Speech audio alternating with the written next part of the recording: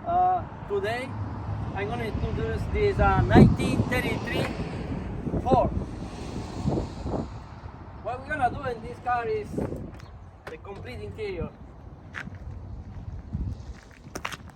We're going to replace the bench, door panels, headliner, carpet, kit panels.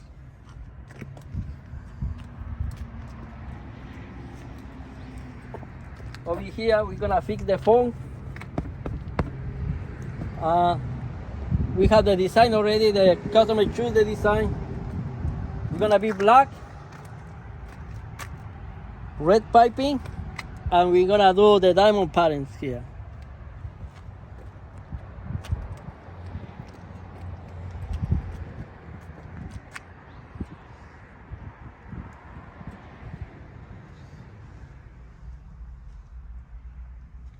So all of this is gonna be replaced.